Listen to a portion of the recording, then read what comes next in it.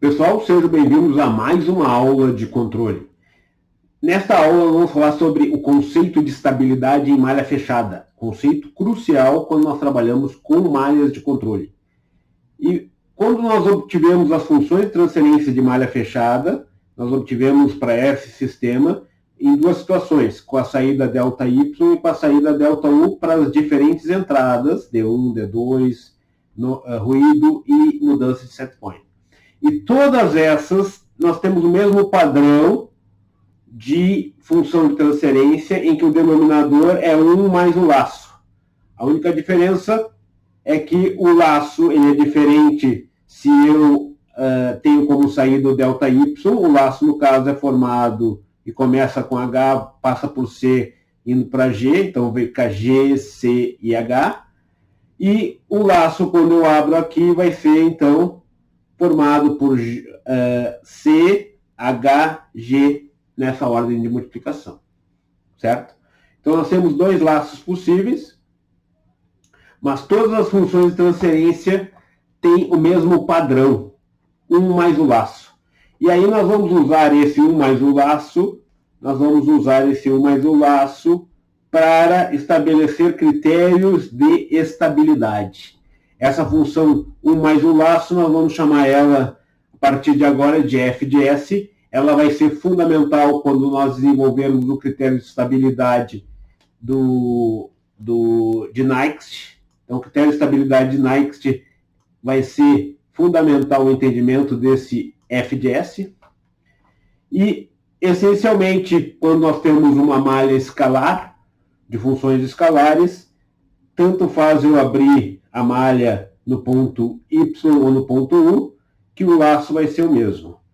Caso contrário, multivariável tem que respeitar a ordem da multiplicação, certo?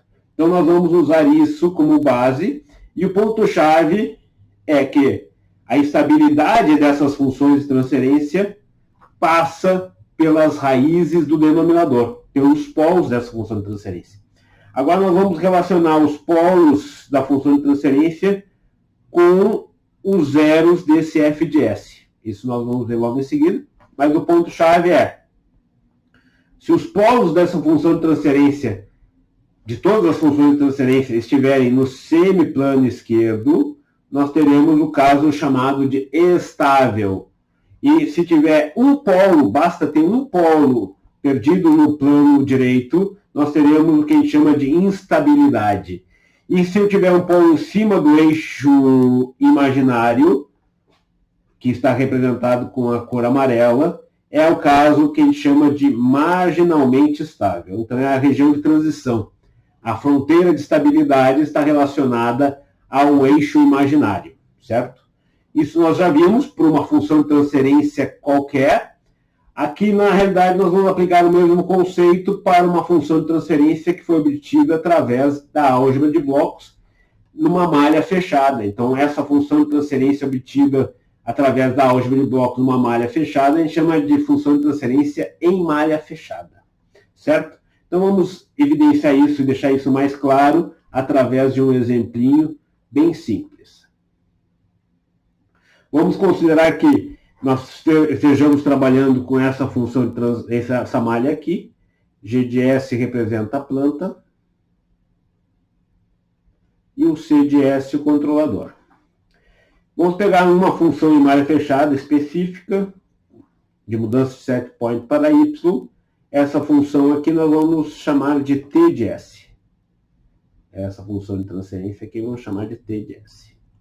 Se nós determinarmos T de S, ela vai ser o quê? Vai ser Y, vai ser a função de transferência de Y, set para Y. Ela vai ser caminho direto GC, 1 mais GC. O laço, nesse caso, é GC. Vamos representar o laço pela função L de S.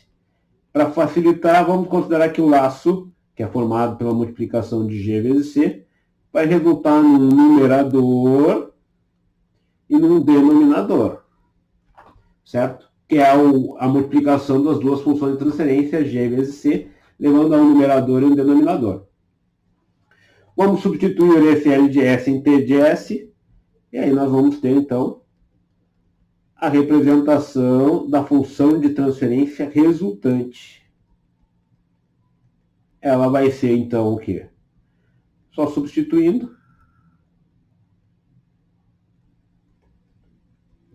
E rearranjando, nós vamos chegar, então, facilmente à seguinte função de transferência aqui, em malha fechada.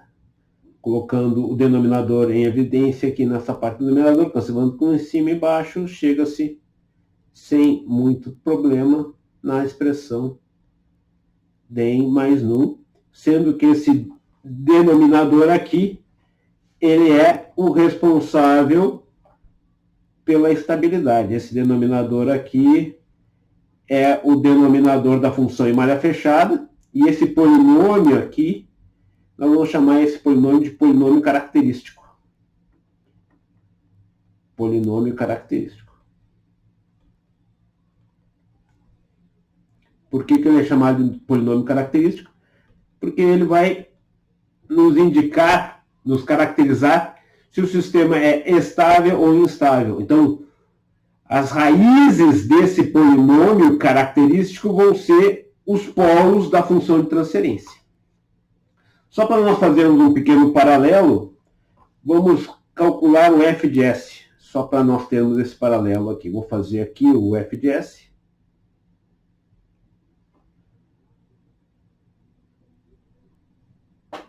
O f de S é 1 mais o laço.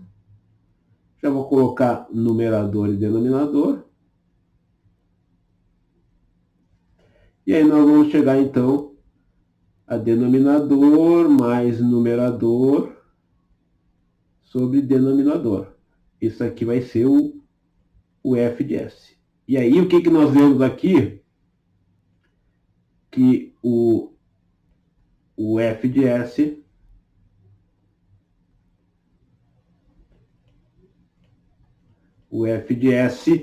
ele tem como numerador,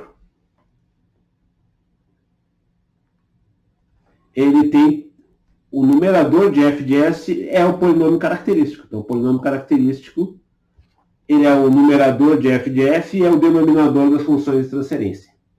O ponto-chave, eu tenho duas formas de obter, então, o polinômio característico, através do denominador das funções de transferência em malha fechada, ou através do numerador de f de S. E o f de S é 1 mais o laço. Então, são duas formas de obter o polinômio característico, e esse polinômio característico ele é fundamental na hora de nós analisarmos a estabilidade. Por quê? Porque a estabilidade ela está, então, relacionada às raízes desse polinômio característico, e isso, então, vai ser objeto dos nossos estudos e de critérios de estabilidade, certo? Então, isso que eu falei está escrito aqui. Mas as condições de estabilidade não só dependem das raízes do polinômio característico. Ela depende, sim, das raízes do polinômio característico, mais uma condição adicional. Porque as raízes do polinômio característico estando no semiplano esquerdo é uma condição necessária, mas não suficiente. Ela será suficiente se nós tivermos uma condição adicional, a qual nós iremos relacionar com condição 1. Então, um critério suficiente e necessário para ter a estabilidade de todas as funções de transferência em malha fechada, que corresponde à estabilidade da malha fechada verdadeira, a verdadeira estabilidade da malha fechada é ter todas as funções em malha fechada estáveis. Nós precisaremos satisfazer dois critérios, duas condições. A primeira condição é: não poderá haver cancelamento de polos de G de S, que é os polos da planta, que estão localizados no semiplano direito, por zeros de C de S localizados no semiplano direito. A mesma coisa não poderá acontecer cancelamentos de zeros de G de S com polos de C de S ambos localizados no semiplano direito. Ou seja, aquilo que estiver no semiplano direito, no caso da planta, não poderá ser cancelado, em hipótese alguma, por zeros e polos do controlador localizados nesses plano direito, semiplano direito. Certo? Isso aqui é fundamental e eu não posso violar isso, porque senão eu não vou ter o que a gente vai chamar mais adiante de estabilidade interna. Se eu não violar essa regra, basta eu analisar as raízes do polinômio característico. As raízes do polinômio característico estão no semiplano esquerdo, todas elas. Nós caracterizamos o sistema como sendo estável em malha fechada para qualquer das possíveis funções de transferência que nós viermos a gerar. Certo? Então, é essa a ideia. Vamos deixar clara a condição 1, que pode ter ficado não tão claro para vocês, através de um exemplo em que nós iremos violar essa regra para mostrar claramente que, violando essa regra, eu não garanto que todas as funções sejam estáveis. Então, nós vamos fazer um exemplo, na realidade, um contra-exemplo, onde nós vamos violar a condição 1. Então, vamos considerar a planta desse jeito que está ali, essa malha, e vamos fazer justamente aquilo que não pode. Vamos considerar, então, que g de S seja uma função do tipo S menos 2 e S mais 2. Essa função, nós temos um polo em menos 2 e um zero em 2. Esse zero aqui está no semiplano direito. Esse aqui está no SPD, no semiplano direito. Esse não pode ser cancelado. Se eu cancelar ele, eu não posso simplesmente usar a condição 2 para verificar a estabilidade das malhas de controle possíveis para esse sistema. Mas nós vamos fazer de conta que nós não sabemos disso e vamos violar a primeira das regrinhas. Vamos fazer um controlador que não respeita isso. Um controlador que vai fazer justamente este cancelamento. Então, vou fazer o controlador S mais 2, S menos 2. Aqui é o controlador que nós vamos ter um polo em 2 e um zero em menos 2.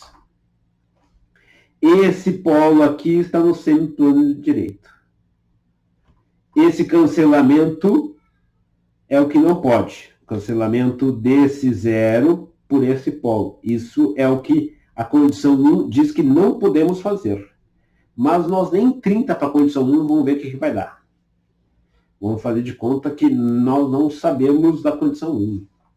E aí, primeira coisa a fazer é determinar um polinômio característico. Antes disso, vamos fazer um laço. O laço é GC. E o GC, nesse caso, vai ser simplesmente S menos 2 vezes, dividido por S mais 2, vezes S mais 2, que é do controlador, S menos 2. Isso aqui é a planta. E esse é o controlador. Aí o que nós vemos aqui claramente é que nós temos o cancelamento. Esse cancela com esse. Esse é o cancelamento não permitido. O outro cancelamento é permitido. Esse aqui, do que está no semiplano esquerdo, é permitido. O que não é permitido é o cancelamento no semiplano direito. E aí, fazendo isso, nós vamos ter o polinômio característico. Vamos calcular o polinômio característico, fazer o f de S. Vai ficar 1 mais o 1. Isso vai dar o polinômio característico, na realidade. Já vou escrever o polinômio característico. O polinômio característico vai ser P de S, vai ser o numerador de L de S. Então, num de L de S, mais o DEM de L de S. Isso vai ser 1 1 mais 1, isso vai ser igual a 2. Esse é o numerador aqui, é o polinômio característico. A gente vê claramente que esse polinômio característico não tem sequer zero ou raiz. Então não tem como ser instável. Aí você poderia pensar, bom, ele vai ser estável, então, uma vez que o polinômio característico não tem nenhum polo ou nenhuma raiz no semiplano direito. Mas se nós fizermos a seguinte função de transferência, de y7 para u, nós vamos chegar à seguinte expressão. C de S, 1 mais o laço. Só que isso aqui vai ser 1 meio vezes S mais 2, S menos 2. E aí nós vemos claramente que esta função tem um polo instável. Essa função de transferência tem um polo instável.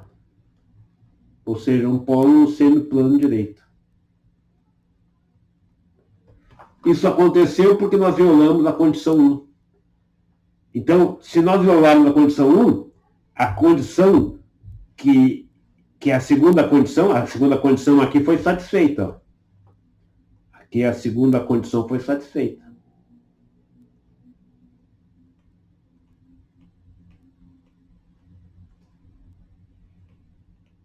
A segunda condição está ok.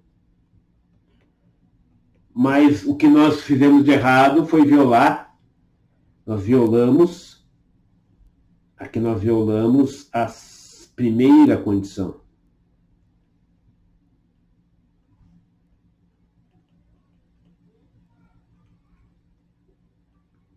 A primeira condição.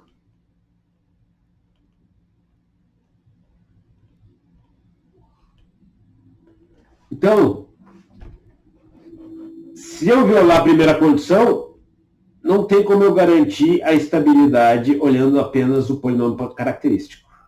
Então, o critério é esse aqui.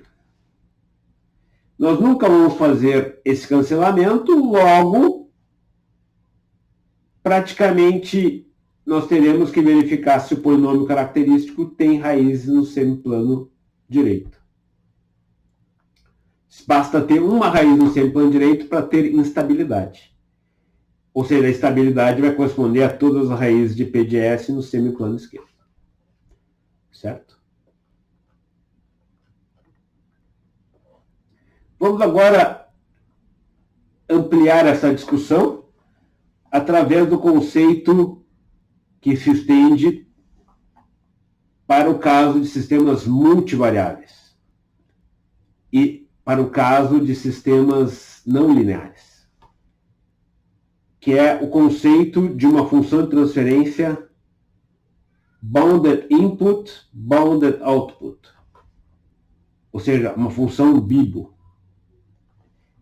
Isso, na essência, é o conceito de estabilidade que se aplica não só a sistemas lineares, que nós normalmente determinamos a estabilidade através da localização dos polos, mas também se aplica para sistemas não lineares. E o que é um sistema BIBO? Um sistema BIBO é aquele que, para qualquer sinal limitado de entrada, então o BI quer dizer entrada limitada, vamos obter na saída uma saída também limitada, bounded.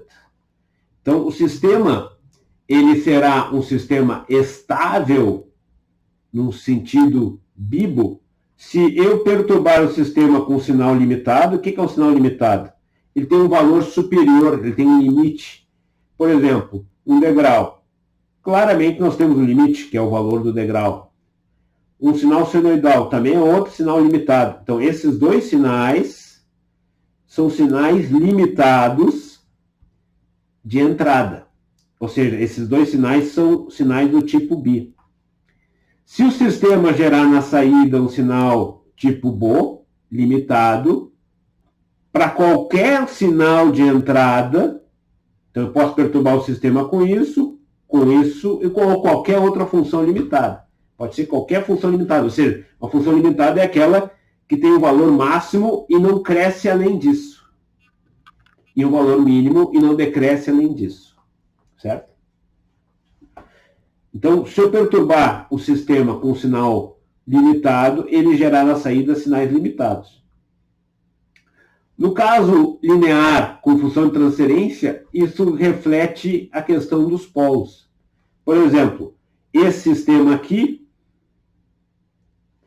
pelo fato do polo estar no semiplano esquerdo, o polo é menos 1/5, ele vai ser um sistema bibo, porque a saída vai ser limitada, ela vai convergir. A saída, se eu entrar, por exemplo, com um degrau,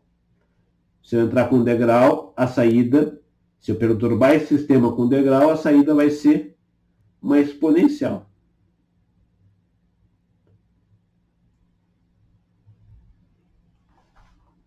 Certo? A realidade aqui, se eu entrar com degrau, vai ser uma função de Merode. Vai ser assim.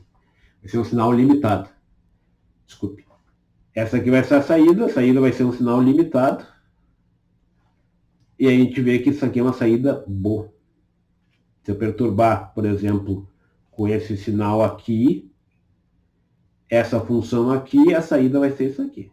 Se eu perturbar com esse sinal aqui, a saída vai ser uma senoide. A saída vai ser uma senoide.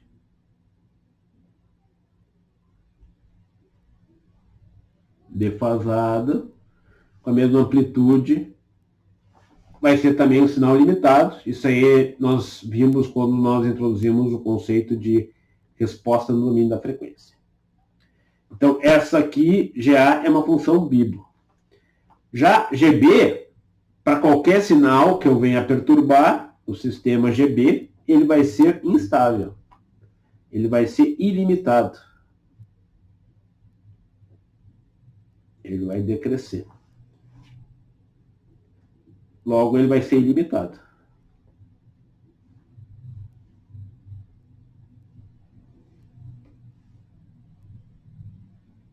Então, ele não é bibo. Ele não é um sistema bibo. Porque a saída vai para as cucuias. Particularmente é interessante sistemas em que eu tenho os polos em cima do eixo imaginário. Esse aqui eu tenho um polo em 0.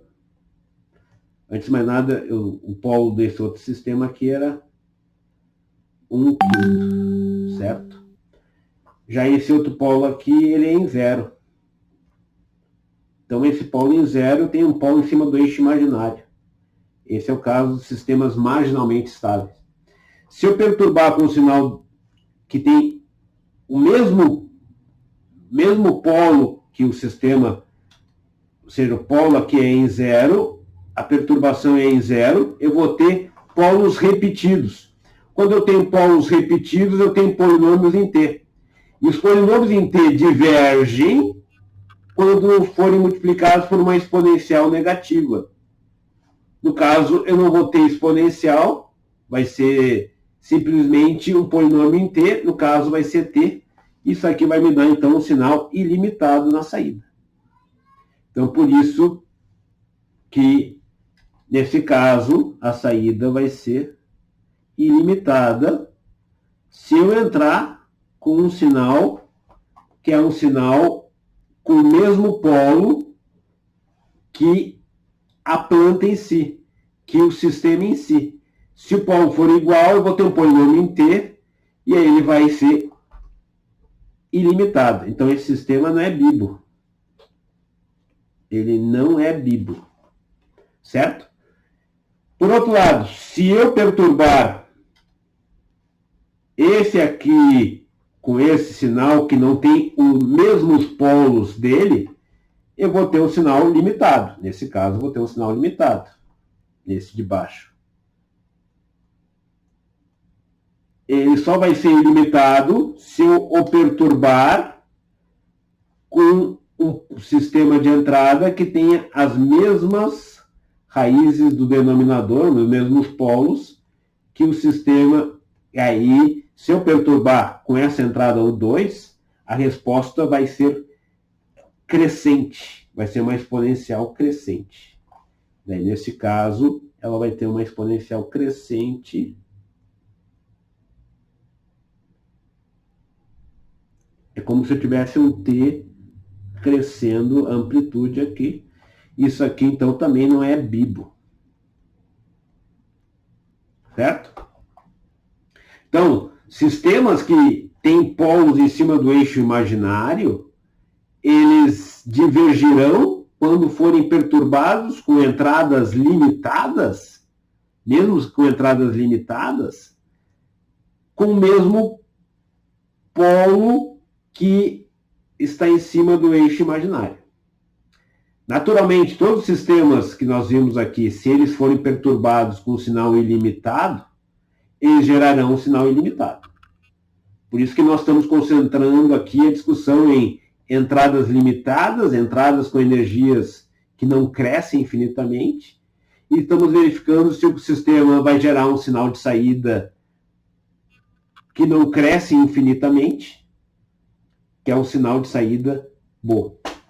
Então, essa é a ideia. Então, esse é o conceito bibo. Resumindo, o conceito bibo, ele, no caso de sistemas lineares, ele reflete aquilo que nós já vimos baseados na localização dos polos e zeros.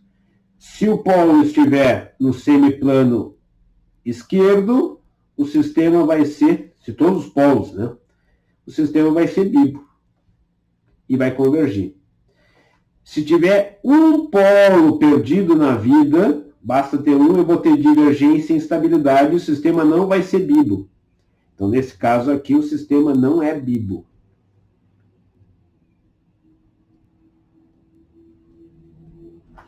Mas para todos os sinais limitados. E aqui, do lado direito, do lado esquerdo, ele vai ser bibo para todos os sinais. Ele aqui é sempre bibo no semiplano esquerdo. Aqui no semiplano direito ele é nunca bibo. E quando eu tenho em cima do eixo imaginário, vai depender do sinal de entrada. Em cima do eixo imaginário, a região de transição, que, por exemplo, se o polo for na origem, se eu perturbar esse sistema com um sinal que tem o mesmo polo da origem, eu vou obter, então, uma divergência e o sistema não vai ser bibo. Então, no caso de polos em cima, ele vai ser, para a maior parte das perturbações limitadas, ele vai gerar um sinal bom. Mas existirá uma perturbação limitada que gerará um sinal ilimitado na saída. Então, ele não vai ser bibo, o sistema não vai ser bibo, porque existe um sinal que é limitado, que gera um sinal ilimitado na saída. Mas ele não é para todas as perturbações limitadas que ele vai gerar um sinal ilimitado na saída. Só existe um padrão de perturbação limitada na entrada que leva ele a um padrão ilimitado na saída. Por isso que ele tem essa nuance e por isso que ele corresponde à transição entre os dois mundos. O mundo que é sempre bibo e o mundo que nunca é bibo, e o mundo intermediário, ele é bibo para a maior parte dos sinais, por isso que a gente chama ele de marginalmente estável. Ele é, então, bibo para um conjunto de sinais. Então, esses são os sistemas marginalmente estáveis, quando eu tenho polos em cima do eixo imaginário. Ele é marginalmente estável. Mas existe uma perturbação que vai levar ele para as cucuias, que é a perturbação com o mesmo padrão de polo, que é o polo que se encontra em cima do eixo imaginário, certo? Tranquilo? Agora, o próximo item que nós vamos ver é uma coisa que a gente chama de dualismo planta-controlador. Por que o dualismo planta-controlador ele é interessante? Porque ele reflete uma relação que, quando você fecha a malha, nós deixamos de olhar a planta e o controlador separados. Eles passam a ser um casal. Eles passam a ser uma união em malha fechada. E aí, não mais interessa saber se alguém está com problema. O problema é o problema da malha. Não importa de onde surge o problema. Então, esse dualismo planta-controlador, ele vai mostrar que a gente pode encarar o controlador como sendo a planta e a planta como sendo o controlador do controlador. Ou seja, a questão é que o que vale para um vale para o outro. Porque agora o que interessa é os dois dentro da malha. Certo? E por isso que eu vou redesenhar essa malha, desenhando ela da seguinte forma. Vamos colocar as variáveis que estão aqui, que é a malha clássica, as possíveis entradas. Então, esse D está entrando aqui, somando, e aqui seria G de S, que é a planta. E aqui nós temos C de S, que é o controlador.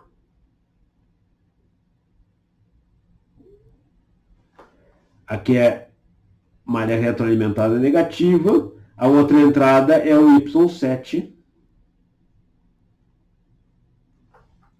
E aí a saída aqui vai ser a ação de controle U. E a saída aqui em cima vai ser Y. Essencialmente é a mesma malha.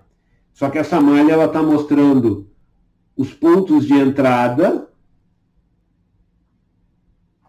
E agora nós temos um paralelo.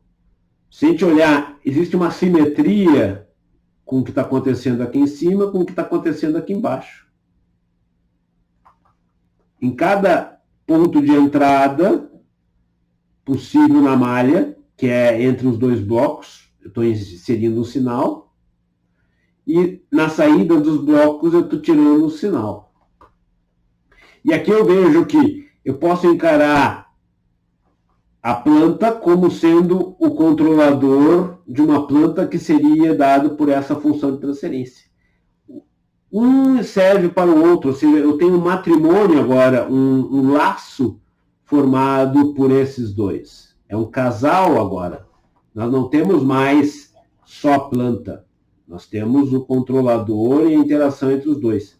Ou seja, se eu tenho alguma coisa ruim aqui, eu não vou adicionar coisas ruins aqui.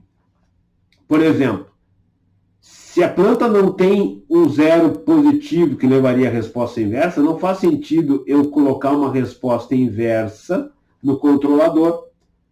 Isso significaria que o controlador, em lugar de, sabendo que havia a necessidade de abrir a válvula, ele inicialmente fechou a válvula para depois abri-la.